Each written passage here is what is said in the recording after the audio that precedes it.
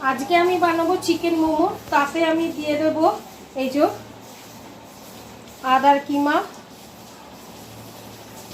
রসুনের কিমা, আচ্ছা আদা রসুন কাঁচা লঙ্কা বাটা, আচ্ছা দিয়ে দেবো পরিমাণ মতো সয়া সস, আচ্ছা দিয়ে দেবো এটা হচ্ছে টমেটো কেচাপ, আর দেবো গ্রিন চিলি সস ঝালের জন্যে, আর দেবো পরিমাণ মতো সাদা তেল,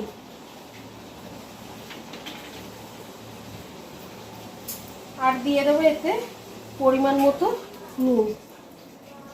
এটাকে আমি ম্যারিনেট করে 1 ঘন্টা ফ্রিজের মধ্যে রেখে দেবো। আর একটা জিনিস দিতে আমি ভুলে গেছি, এটা হচ্ছে পেঁয়াজ কুচোনো। এই কুচোনো পেঁয়াজটা আমি দিয়ে দেবো এর সাথে, দিয়ে আমি 1 ঘন্টা ম্যারিনেট করতে রেখে দেবো ফ্রিজে।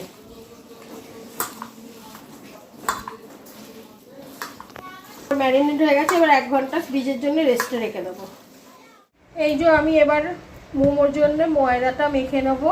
এটা 1 কিলো ময়দা, আর এই যে পরিমাণ মতো আমি এতে নুন দিয়ে দেবো, সামান্য একটু রিফাইন তেল দিয়ে দেবো। এবার ময়দাটাকে ভালোভাবে এরকম করে ভালো করে নুন দিয়ে তেল দিয়ে এটাকে মিশিয়ে নেব। নিয়ে অল্প অল্প এই যে অল্প অল্প করে জল দিয়ে আমি মাখবো। মাখা হয়ে গেলে আমি ফিরে আসছি।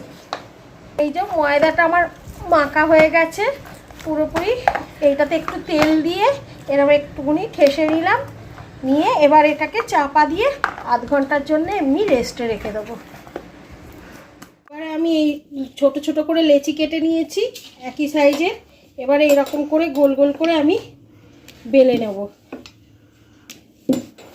কটা বেলে আমি ফিরে আসছি। স্টার্ট। এই যে ওই কড়াতে জল দিয়ে দিয়েছি, আর এই যে এরকম একটা কড়া নিয়ে নিয়েছি, ঝাঁঝরিওয়ালা কড়া নিয়ে এবার এতে একটু সামান্য করে তেল হাতে করে বুলিয়ে দেব, দিয়ে এবার এটাকে গরম করতে দেবো। এদিকে আমি যে কটা বেলে নিয়েছি সেই কটার মধ্যে আমি এই যে একটা একটা করে এর মধ্যে আমি এই পুরটা দিয়ে দেবো পরিমাণ মতো, দিয়ে এরকম করে মুড়ে নেব।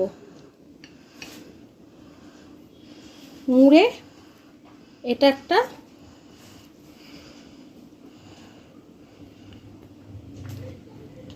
এরকম করে গোল করে একটা ডিজাইন করে নেব। এই যে এটা হয়ে গেল একটা।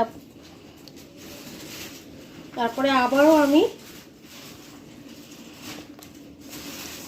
অন্য ডিজাইন দেখাচ্ছি করে।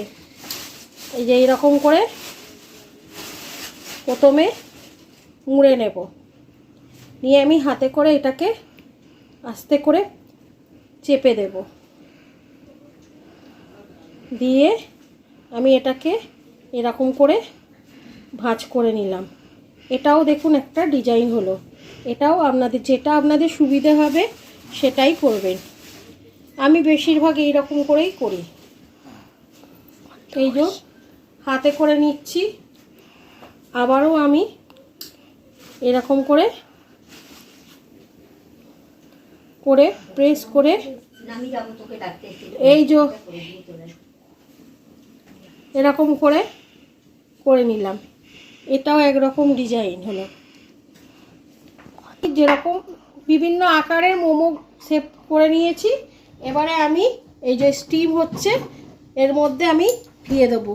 আবারও আমি সামান্য করে এতে তেল লাগিয়ে লাগিয়ে দেবো, যাতে না একসাথে আটকে যায়। এই জন্য একটা বাটিতে আমি একটু তেল নিয়ে নিয়েছি। তেল দিয়ে বোলাবো আর একটা করে রাখবো। এরকম করে একটুকুনি করে তেল মাখিয়ে নিচ্ছি আর দিয়ে দিচ্ছি।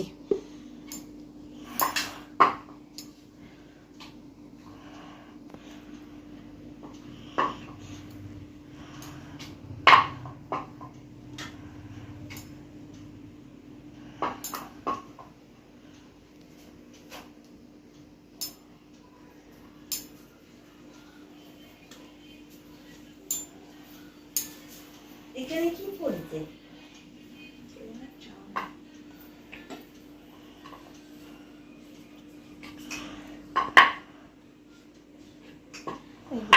এবার এটাকে আমি ঘড়ি ধরে ঠিক 15 মিনিট ধরে আমি এটাকে করতে দেবো, ভাপ করতে দেবো, স্টিম করতে দেবো। এই যে আমি 15 মিনিট ভাপে রেখেছিলাম, রাখার পরে এই যে এটাকে এবার নামিয়ে নেব।